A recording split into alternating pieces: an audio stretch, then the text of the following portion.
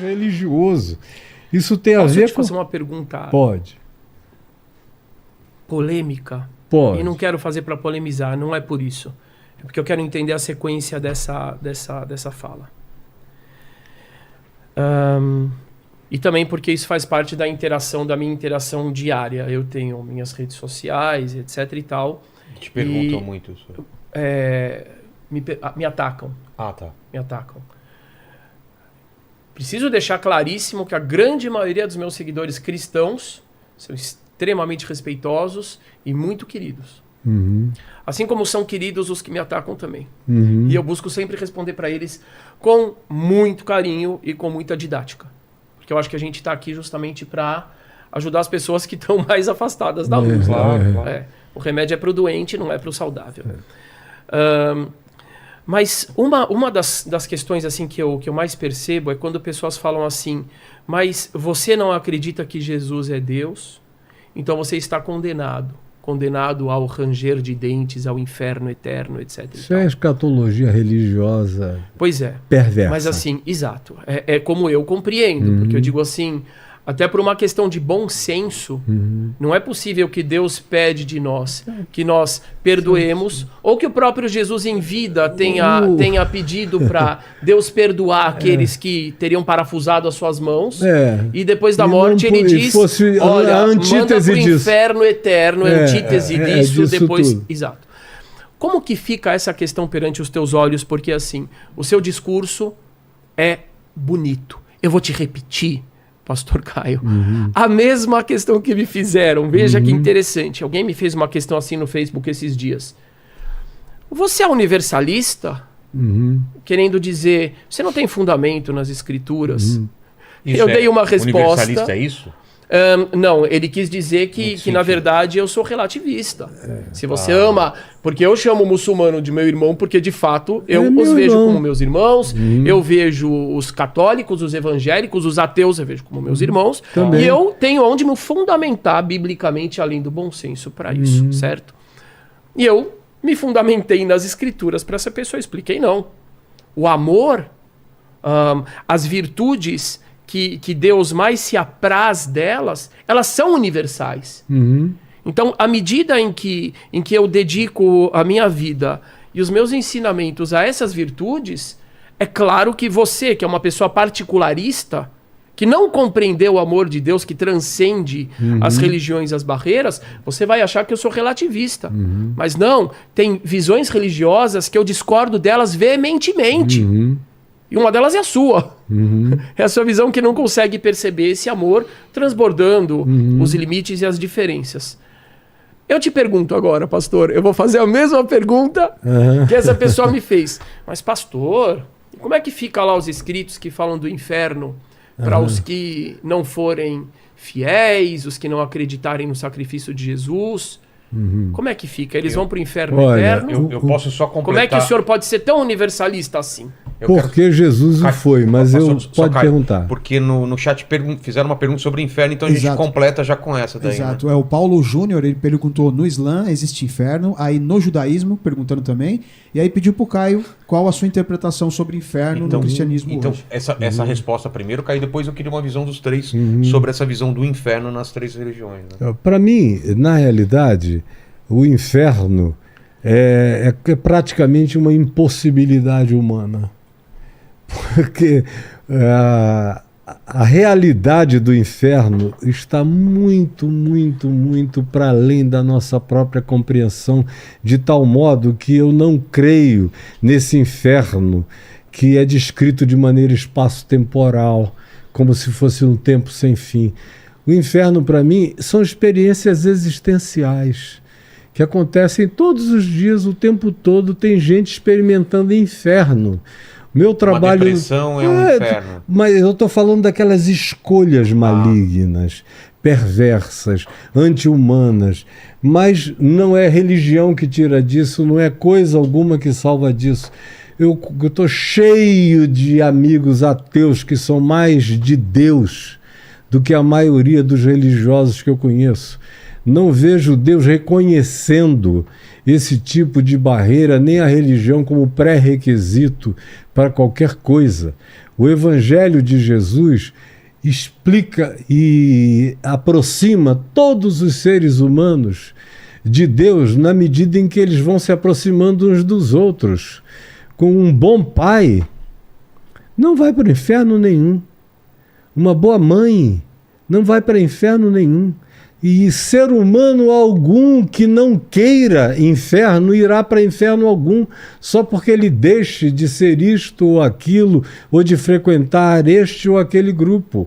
O inferno, o Novo Testamento diz que foi criado para o diabo e seus anjos. Agora, o próprio inferno é finito. O inferno, o livro do Apocalipse, diz que ele será extinto. Ele acaba, ele não prossegue, ele não continua. Então, quando Jesus fala do inferno, ele está associando ao Geinom, ao Vale de Inom, à queima do lixo, ao que Manassés fez com os filhos, naquela região ali do Vale de Inom. Mas não é uma designação para a qual as pessoas tenham que imaginar o próximo ardendo em chamas e ranger de dente por uma existência de natureza espaço-temporal, como se fosse uma linha linear no espaço-tempo sem fim para sempre. O inferno cai na categoria do eterno, e o eterno não é mensurável por espaço-tempo. O inferno, o eterno é instante. O eterno é momento. Eu já andei no inferno muitas vezes. Eu conheço o significado de inferno em mim mesmo. Eu já quis tirar a vida bem jovem, porque eu não aguentava mais existir. Eu queria qualquer outra alternativa que não fosse a vida que eu tivesse, porque a vida que eu estava tendo era puro inferno. Era insuportável. Então eu, particularmente, acho que o inferno, se ele acontece para alguém, tem que ser fruto de uma deliberação. E além do que a deliberação não tem persistência além da experiência do momento eterno.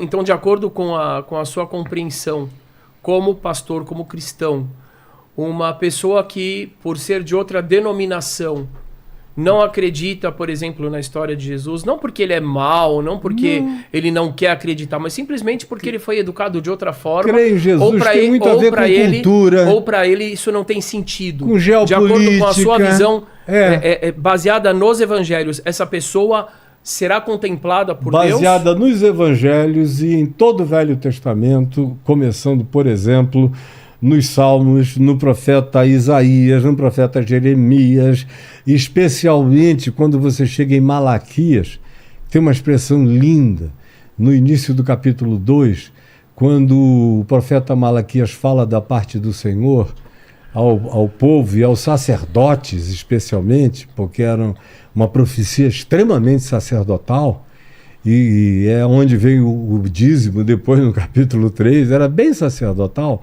Ele diz: o que vocês estão pensando? Que vocês são os que me prestam sacrifícios? Quem me dera houvesse alguém que fechasse as portas desse templo, porque o culto de vocês me é vão, me é debalde. E ele não está falando de doutrina errada, só está falando de coração distante. Aí ele diz: vocês não sabem que em toda a terra,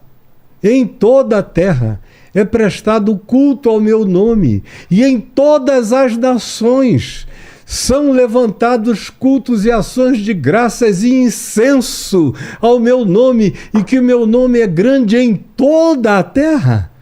Não precisa nem chegar em Jesus para você já ter uma convicção de que isso tudo é tolice. Faz parte mais da semântica do enfrentamento com a loucura humana. Tem muito mais a ver com se enxergue. Perceba a si mesmo. Deixe de viver nessa clausura perversa que você vive. Eu preciso fazer Eu vou somar essa sua fala. Muitas pessoas me escrevem e falam, porque às vezes eu faço parte de uma banda interreligiosa. O Sheik conhece a nossa banda Sou da Paz, conhece o nosso amigo Mahesh, que é Hare Krishna. Estava conversando com ele hoje, né? E... Aliás, a gente precisa fazer um programa... Não, a nossa banda Sou da Paz é boa ou não é? Ih, agora colocou! Não precisa responder. Ele já... Cada integrante é de uma religião. E eles se reúnem cada um num instrumento. Cada um toca uma música. E a gente não canta sobre religião. Ah, tá. Não é uma banda Eles são- sincrética. Cada um e se veste e se apresenta representando a sua religião, né, nessa banda. Você vai gostar. É. Mas aí às vezes eu apareço na banda e o pessoal fala assim, me escrevem, fala, mas Rabino, como é que o senhor está do lado de uma pessoa dessa religião? Ele é do diabo.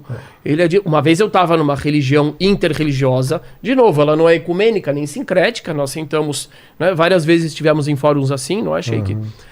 E uma vez eu estava numa reunião assim, e eu levantei e fui para fora tomar um ar.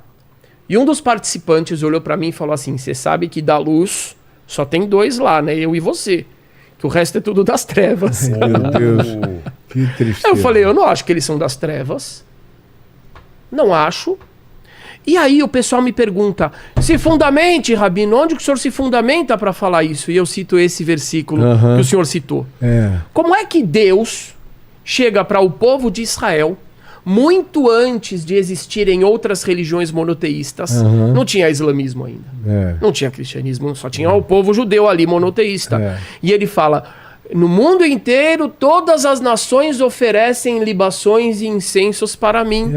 E é aí grande o meu nome em toda a terra. Aí vai o exegeta Arashi, que é um dos grandes eruditos da Torá, e ele tem que lidar com isso. Mas como é que as nações cultuavam o eterno?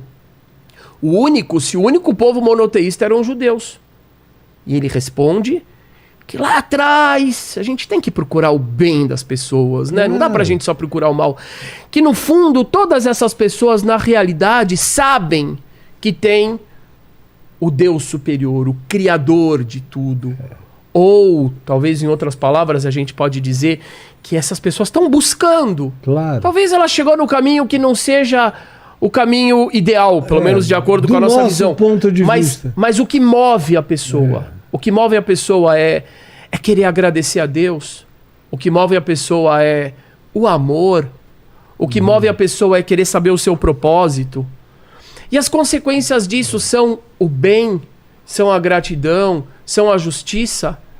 Então, de acordo com esse versículo e essa interpretação, em Lucas 13, aqui a gente tem uma passagem bíblica das escrituras hebraicas que abre uma grande porta para a gente perceber que o julgar o outro positivamente, que compreender que há algo divino, mesmo nos caminhos que possam não ser os ideais, é bíblico.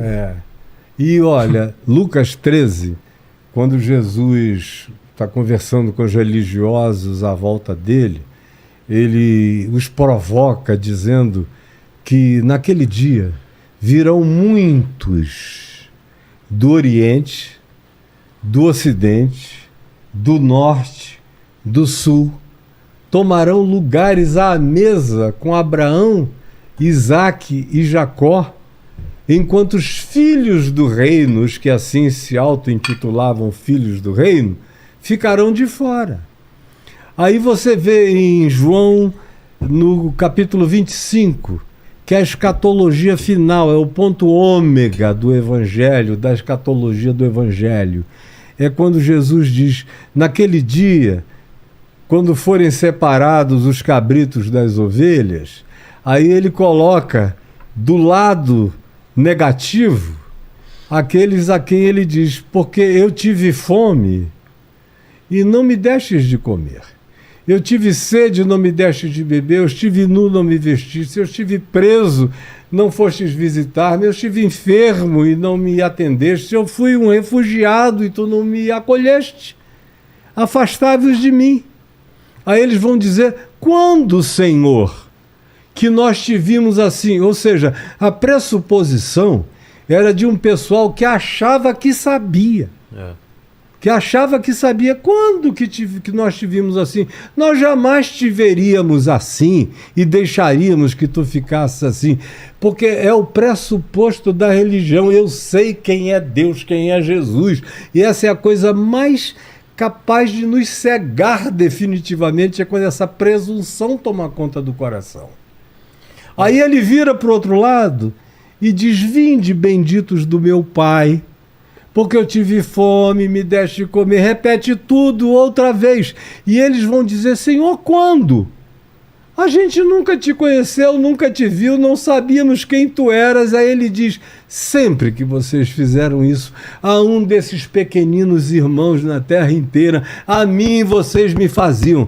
E se isso não responder tudo, se isso não acabar com toda a construção escatológica de inferno, de céu, de tudo, De salvos, de salvos, condenados. de não salvos, isso tudo liquida essa conversa inteira. Eu vou te falar, essa conversa é séria, hein? Essa conversa é Mas, séria. Caio, aí você sabe que muitos evangélicos vão dizer que se você não aceita que Jesus morreu pelos seus pecados, você não tem a salvação. Mas, tem essa olha, linha. aí vem o apóstolo João e diz, no capítulo 2, o seguinte: filhinhos meus, não pequeis, mas se todavia alguém pecar, tendes advogado junto ao Pai, Jesus Cristo justo. Ele é a propiciação pelos nossos pecados. E não somente pelos nossos próprios, mas ainda pelos do mundo inteiro.